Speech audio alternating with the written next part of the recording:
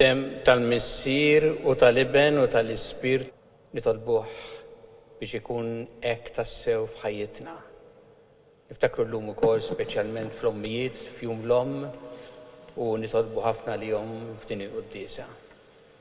Biex nistgħu niċċelebraw kif jixraq din il-quddiesa ħuti u narfu ħtijietna u nitolbu maħfra tagħhom il-Alla.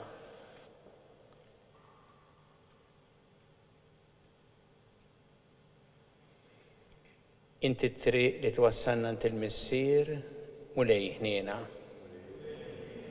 Inti l-verità li tmexxina lejn il-ġid Kristu ħniena. Inti l-ħajja li biha ngħixu fik mulej ħniena.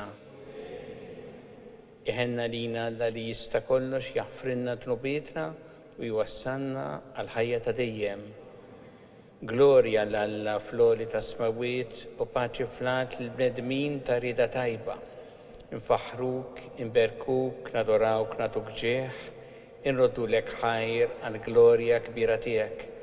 Mulej Alla sultan tas-sema, Alla Missier li tista' kollox, mulej Iben waħdini Ġesu Kristu, mulej Alla ħaruf talla bin il-Missier. Inti tneħħi drubiet tad-dinja ħenna lina, inti tneħħi drubiet tad-dinja ilqa talbtana, inti li qiegħed fuq il-lemmin tal-Missier ħenna lina, għaliex inti waħdek qaddis, inti waħdek mulej, inti waħdek il-għoli Ġesu Kristu, ma l-Ispirtu Santu fil-glorja tal-Missier Alla. Amen. Nitolbu. U Alla inti rġajt waqqaft id-dinja mġarfa billi ibnek ċekke lilu nnifsu. Imla lill-fidili tiegħek ferħ qaddis u għatijena bla tmiem il-dawk li inti ħlist mill-jasar ta' dnub. Bibnek Ġesu Kristu Sida li huwa Alla miegħek jgħixu jsaltan flimkien ma l-Ispirtu Santu għal dejjem ta' dejjem.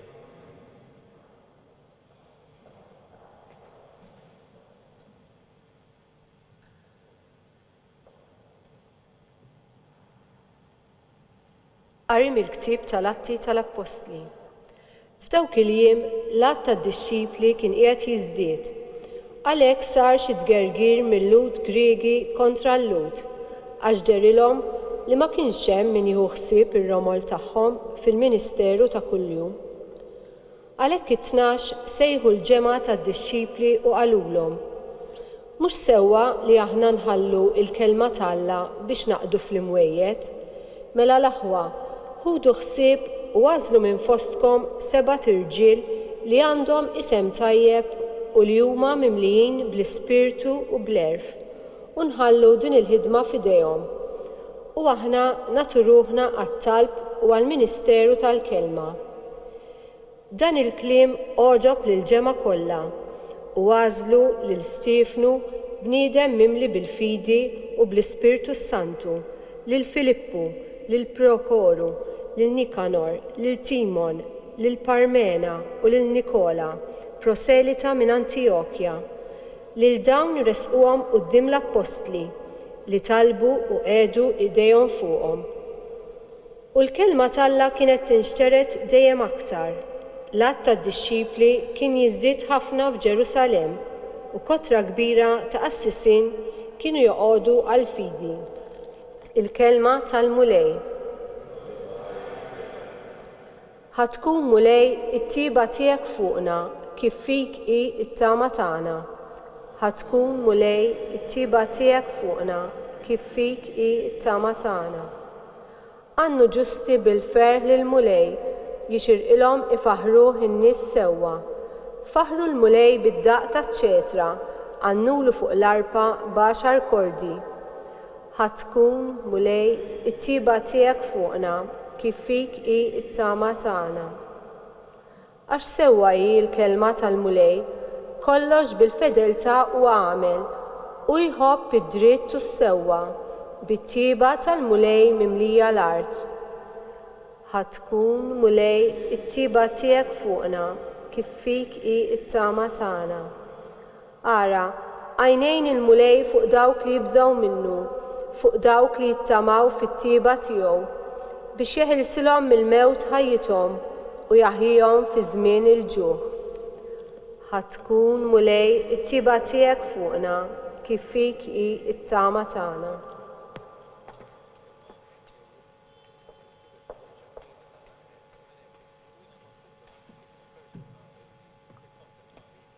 It-tieni qari mill-ewwel ittra ta' San Pietru Apostlu.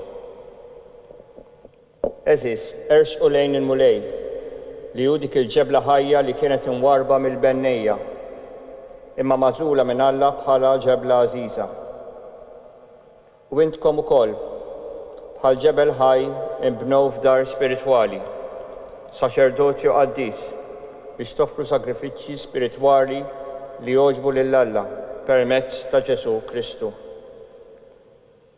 Għax hekk hemm miktub fl-Iskrittura, jien inqiegħed f'Sion ġebla tax-xewka, magħżula u għażiża, min jemmen fiha ma jkollux għax jitħawwat.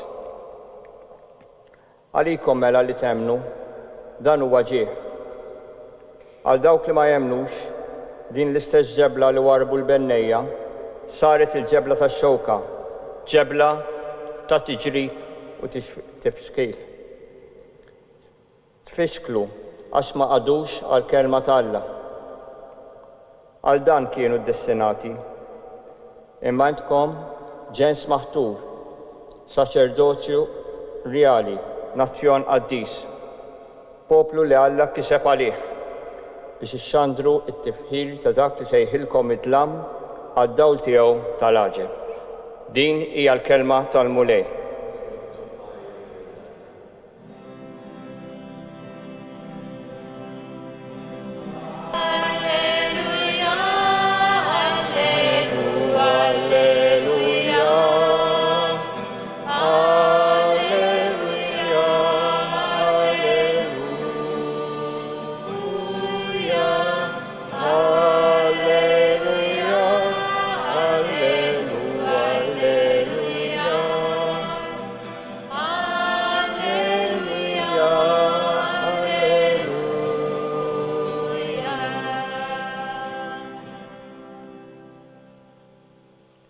Jienu t-triq, il-verità u l-ħajja jgħid il-mulej.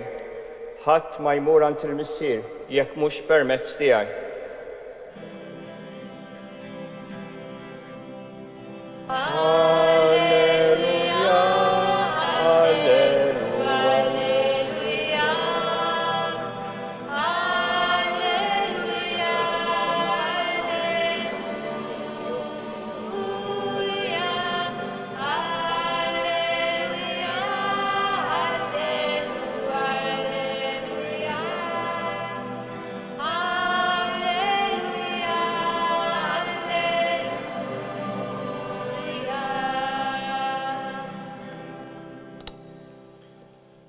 Il-mulej ma'kom, qari mill-Evanġelju skont San Ġwan.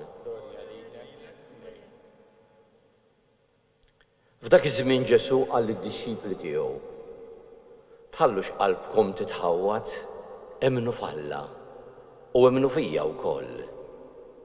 Fid-dar ta' missieri hemm ħafna postijiet li ma kienx hekk kont ngħidilkom.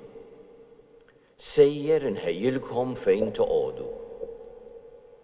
U meta mmur u nħejjilkom post, nerġa' niġi biex naħodkom miegħi biex fejn inkun jien tkunu intom ukoll. U t-triq għal post fejn sejjer ta' fuqha. Tumas qallu: mulej, aħna ma nafux fejn inti sejjer. Kif nistgħu nafu t-triq? Wieġbu Ġesu: jien hu t-triq, il-verità u l-ħajja. Ħadd ma jmur għand il-missier jekk mhux permezz tiegħi. Kieku għaraftu lili, kontu tarfu wkoll il-missieri. Min issa l-qudiem tarfuh, anzi diġà rajtuh. Qallu Filippu: mulej, urina l-missier u jkun biżżejjed għalina. Ġesu wieġeb: ili daqshekk magħkom, Filippu, u għadek ma għaraftnix. Min ra lili ra lill-missier. Kif tgħidli urina l-missier? Ma temminx li jiena fil-missier u l-missier fija? Il-kliem li ngħidilkom jien ma ngħidux minn moħħi, iżda l-missier li għammar fija qiegħed jagħmel l-opri tiegħu. Emnuni, jiena fil-missier u l-missier huwa fija. Jekk mhux għal ħaġa oħra, hemm l-opri li qiegħed nagħmel jien u akbar minnhom għad jagħmel għax jiena sejjer għand il-missier. Il-kelma tal-mulej.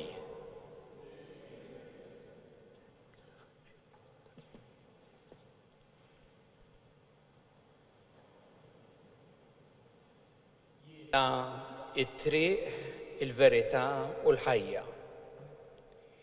Dan huwa l-kliem illi smajna lil Ġesu jgħid lid-dixxipli tiegħu fl-Evanġelju tal-lum. U nixtieqkom tinnutaw kif dal-kliem ta' Ġesu, it-triq, il-verità u l-ħajja, imiss xewqat l-iktar profondi li għandna fil-qalb tagħna. Xewqa li għandna hija żgur li nkunu nafu t-triq, li nkunu fi triq tajba. Ngħiduha kemm il-darba f'ħajjitna u nħossuha li aħna nixtiequ li l-mixja tal-ħajja tagħna tkun fi triq tajba. U nixtiequ anke l-oħrajn. Il-ġenituri jixtiequ għal uliedhom tismagħhom jgħidu kemm nixtieq li jaqbad jew li taqbad triq tajba. Xewqa li għandna fina wkoll hija li nkunu fil-verità, li narfu l-verità. Fuqna nfusna, fuq l-oħrajn, fuq dak li jiġri madwarna. U tantu hekk li aħna nieħduha bi kbira jekk xi ħadd jaqarraq bina jew jitħaq bina u nindunaw li qalilna ma kienx il-verità. Aħna nixtiequ ngħixu l-verità mhux ngħixu gidba f'ħajjitna. Imma wkoll li aħna nipproteġu din il-ħajja, inħarsuha bħalma qegħdin nagħmlu issa bħalissa f'dawn iż-żminijiet għandna il-maskri, is-sanitizers, social distancing, kwarantina fejn hemm bżonn attenzjoni sħiħa u nagħmlu sew. Ma f'qalbna għandna li nħarsu l-ħajja tagħna u tal-oħrajn. U għalhekk dawn huma tliet xewqat li għandna f'qalbna u Ġesu jixtieq jiltaqa' magħna fix-xewqat li għandna f'ħajjitna. U jurina kif hu tassew jista' jissodisfa dawn ix-xewqat bl-isbaħ mod. Ġesu jgħid jiena t-triq u nafu li meta ikunu it-triq ta' ħajjitna nafu li mixjin fi triq tajba. Il-bot minnu ħafna drabi naqbdu triq żbaljata u ġieli direzzjoni ġieli oħra u ġieli flok triq nispiċċaw fi sqaq. Ħansemmi eżempju minn dak li jurina Ġesu. Metu jallimna fuq l-imħabba u l-maħfra qed jurina t-triq. Hemm triq oħra, il-mibeda u l-vendetta. It-triq ta' Ġesu hija t-triq it-tajba. It-triq l-oħra daħħalna fi sqaq fejn noqogħdu naqdu u forsi iddaħħalna ġo ħajt. Ġesu tassew huwa t-triq it-triq li twassalna ant il-missier li twassalna s-salvazzjoni. Ġesu huwa l-verità. Aħna nafu li miegħu qegħdin fil-verità. Smajna fis-Salm li sewwa hija l-kelma tal-mulej ma' Ġesu qatt m'hemm fake, affarijiet fake jew folots. Ġesu jgħidilna dejjem il-verità u jurina wkoll dak li huwa sewwa jagħtina l-kejl li bih nistgħu naraw dak li nisimgħu u li naqraw u li naraw social media pereżempju mhux dan kollu u veru. Anki jekk kultant ikun hemm ħafna li jgħidu l-istess ħaġa mhux bilfors hi vera. Anki jekk ħaġa jkollha ħafna likes mhux bilfors hija vera. U Ġesu jagħtina l-kejl li jurina dak li huwa veru għax hu l-verità. L-ħajja huwa rebaħ il-mewt u huwa ħaj u lilna jagħtina l-ħajja. Jgħinna biex nibdew nożżu l-ħajja minn hawn li hija don tiegħu. Illum jum l-omm qed niftakru propju fl-omm li hi dik li nislet il-ħajja saret omm propju mat-tnissil tal-ħajja. L-omm hija l-isbaħ xhieda ta' kif il-ħajja umana meta titnissel tilqaħħa u tipproteġi l-ħajja li hija l-iktar vulnerabbli bla leħen u l-iktar dipendenti u teħtieġ min jgħinha. L-omm tfakkarna fl-għożża tal-ħajja, ma Ġesu jfakkarna wkoll flimkien ma' dan fil-kwalità ta' ħajja li jagħtina li hija mimlija paċi u ferħ tiegħu biex jgħinna nelbu l-mart tal-lejra tal-egoiżmu dak li huwa mart f'ħajjitna. U jgħinna wkoll biex niftakru li din il-ħajja hija mixja li l-ħajja ta' dejjem. Nibdewha minn hawn ma biex twassal lil mill-mewt għal ħajja ta' dejjem. Għalhekk meta aħna nħarsu lejn Ġesu, it-triq, il-verità u l-ħajja, għandna dak li jista' tassew jimla l-ħajjitna f'xewqat mill-iktar profondi li għandna. Ejjew dejjem nitfgħu ħarsitna lejn Ġesu. U li kif smajna San Pietru jgħid fit-tieni qari huwa l-ġebla imwarba mill-bennejja imma ġebra li hija għażiża għal Alla. Inħarsu lejn Ġesu, nitolbuh biex hu jgħinna nelbu il-mumenti meta qalbna titħawwat bħalma semmilna llum fl-Evanġelju u nitolbuh biex ikun dejjem f'ħajjitna it-triq, il-verità u l-ħajja.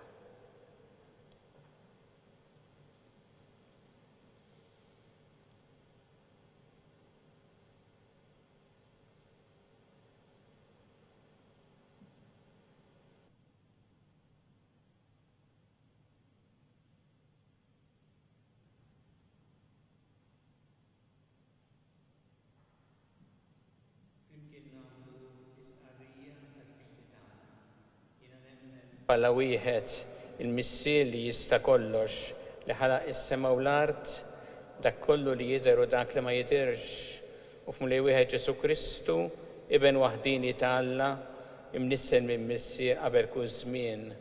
Alla minn Alla, daw minn dawl, Alla veru minn Alla veru. Imnissel mhux magħmul natura waħda mal-missier u bih sar kollox. Niżel mis-smawiet għalina l-bnedmin u għall-fidwa tagħna u ħaġġisem bis-seta tal-Ispirtu Santu minn Marija Verġni u sar bniedem.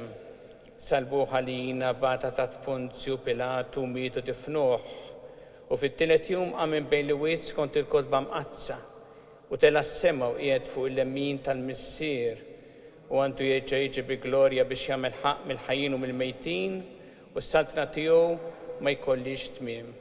U fl-Ispirtu Santu mu lejliet il-ħajja li ġej mill-missier u mill-liben li jum weġġaħ fl-imkien mal-missier u mal-liben u li tkellem fhom il-profeti u fi knisja waħda qaddisa kattolika apostolika nisqar ma'mudija waħda l-mafra ta' tnubiet u nistenna l-qamma mill-imwiet u l-ħajja ta' żmien li ġej. Amen. Jew issa nresqu talbiet tagħna lil Alla fiduċja kbira fl-imħabba tiegħu għalina. Kun mulej mal-Knisja tiegħek u jiena biex tkompli twassal lilek bħala t-triq, il-verità u l-ħajja. Nitolbuk biex f'ħajjitna aħna jkollna dejjem il-paċi u l-ferħ li inti tatina u tgħinna biex qalbna ma titħawwaġġ imma tkun mimlija bik. Nitolbu għall-ommijiet kollha biex jarfu jgħixu l-vokazzjoni tagħhom b'ħafna imħabba, ġenerożità u dedikazzjoni bl-għajnuna tiegħek mulej. Nitolbu għal dawk l-ommijiet li bħalissa qegħdin l-isptarijiet tagħna biex inti tgħinhom anke f'din il-ġurnata għażiża fejn qegħdin il-bogħod minn uliedhom, tgħinhom tagħtihom l-għajnuna li għandhom bżonn f'dan il-mument diffiċli għalihom. Nitolbu għal dawk l-ommijiet li tilfu lil xi ħadd għażiż, lil xi ħadd minn uliedhom biex inti tkun għalihom il-faraġ f'dan l-esperjenza tant diffiċli għalihom. Nitolbu għal dawk li jixtiequ isiru ommijiet m'għandhom xi diffikultà biex inti tagħtihom l-għajnuna li jeħtieġu. U nitolbu għal dawk kollha li għaddew il-ħajja ta' dejjem, speċjalment l-ommijiet li għaddew il-ħajja ta' dejjem biex tilqahom fi ħdanek u tagħti l-faraġ lill-familjari tagħhom. U resqu dawn it-talbiet tagħna permezz ta' Omna Marija, slima lik Marija, bi grazza mimlija l-mulej miegħek, mbirka inti fost in-nisa u mbirek il-frott ta' ġuf tiegħek Ġesu. Alla tloparina mitimbin, issa u fis-sija tal-mewt tagħna, amen. Ilqa' nitolbuk mulej dawn it-talbiet tagħna żommna dejjem fl-imħabba tiegħek bi Kristu Sidna.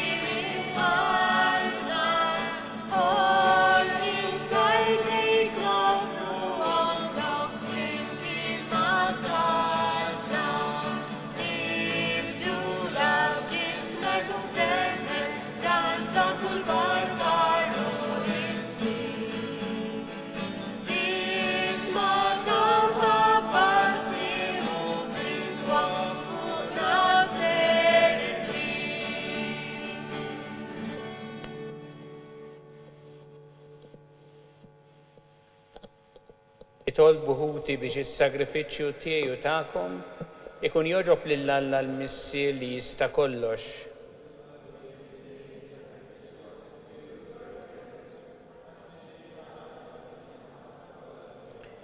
U Alla f'dan is-sagrifiċċju għaddis li sejrin inġeddu, interessatna lejk u tajtna sehem minn natura tiegħek Alla wieħed u ħajja tajba niksbu l-verità tiegħek li inti għarraftna bi Kristu Sidna.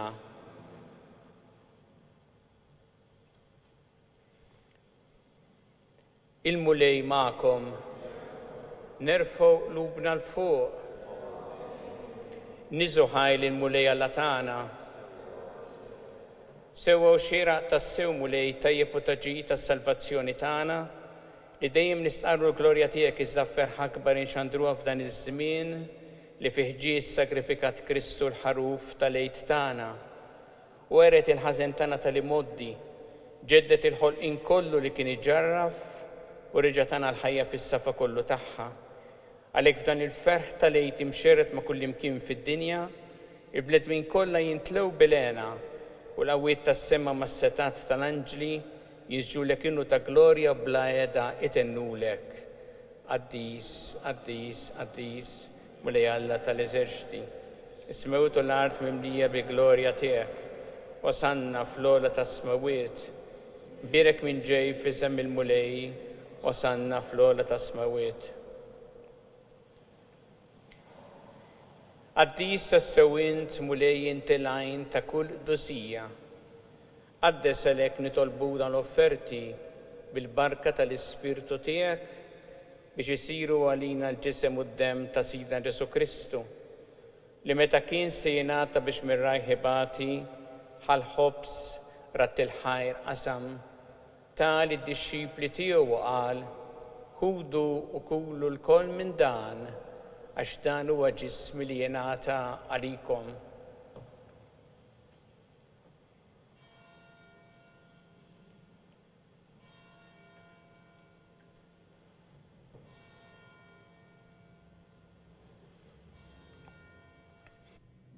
Ekku kol wara li klaħa il-kalċi reġarat il-ħajr ta' l-disċipli tiegħu qal ħudu u jxorbu minnu l-koll għax dan huwa l-kalċi ta' demmi tal-patti ġdid li jibqa' dejjem, id-demm li jxxerret għalikom u għall-bnedmin kollha l-maħfra ta' dnubiet.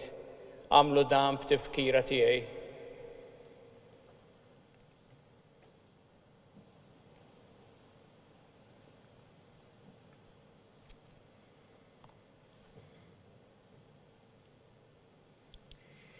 Dan hu l-misteru tal-fidi.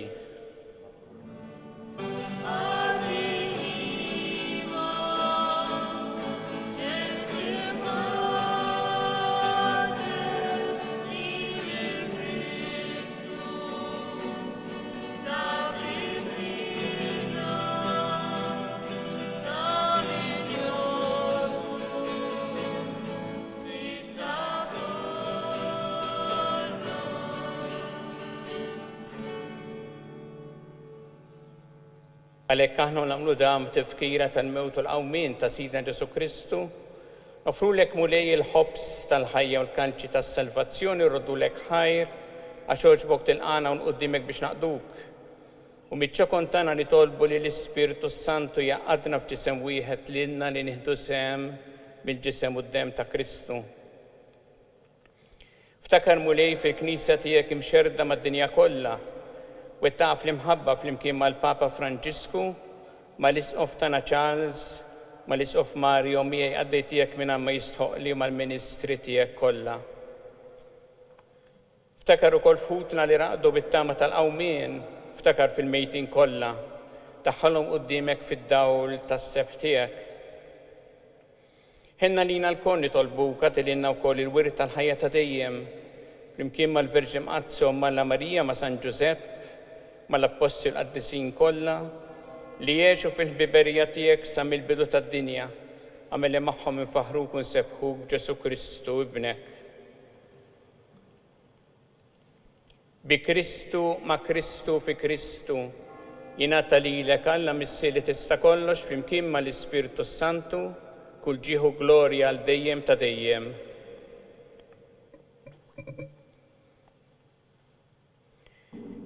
Ew nitolbu t-talba li għallimna Ġesu li rrid nitolbu bħal ulied tal-istess missier tagħna, missierna li inti fis-smawiet Jitqaddes ismek, tiġi saltatek, ikun li trid int kif fis-sema da fl-art. Ħobżna ta' kuljum atina llum, aħfrinna dubietna bħal ma naħfru minn ħati għalina, u la daħħanniex fit-tiġrib iżda ħlissna mid-deni. Eħlissna nitolbuk mulej minn kull deni.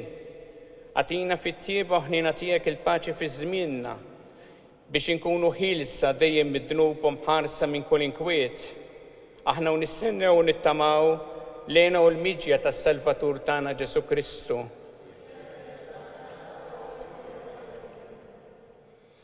Muli Ġesu Kristu li qed l-apostli tiegħek inħallilkom is-sliem, nagħtikom is-sliem tiegħi, la tħares lejn dnubietna, iżda ħares lejn il-fidi tal-Knisja tiegħek. Għattiha s-sliem u l-għaqda li intrid fiha, int li tgħixu s-saltan għal dejjem ta' dejjem. Il-paċi tal-mulej tkun dejjem magħkom. Nagħtu l-paċi lil xulxin.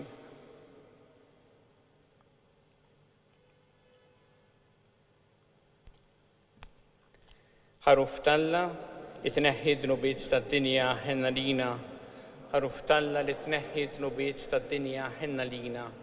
Ħaruf Talla li tneħħi dnubiet tad-dinja tina l-paċi.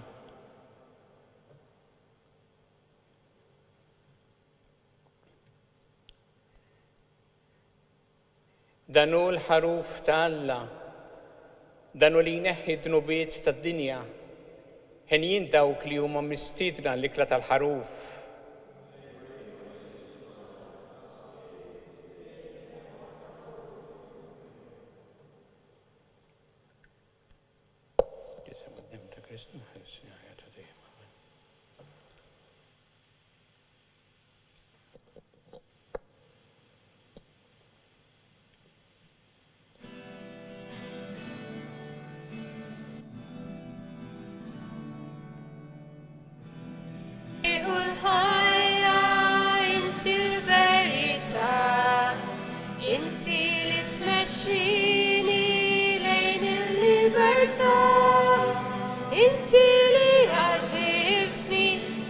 Nimxi warajk u nitgħallem minnek nagħmel dak li Alla jrid.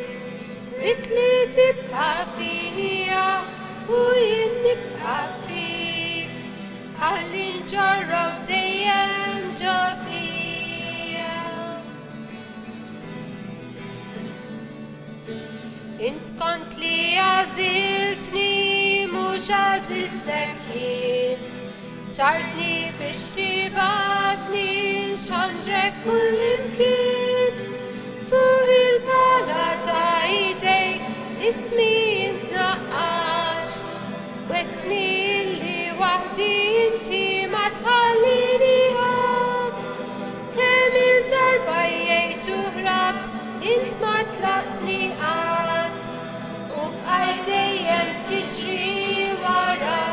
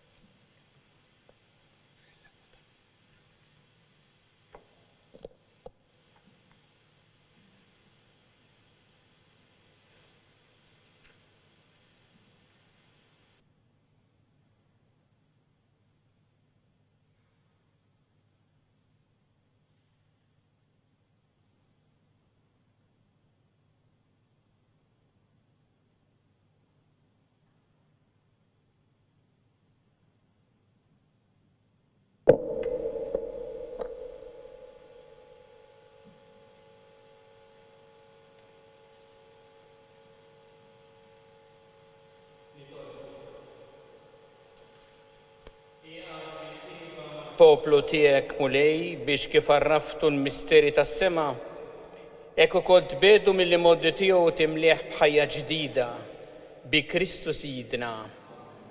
Il-mulej magħkom. Iberikkom Alla li jista' kollox, il-Missier u l-Iben u l-Ispirtu Santu. Immorru ngħixu fil-paċi ta' Kristu.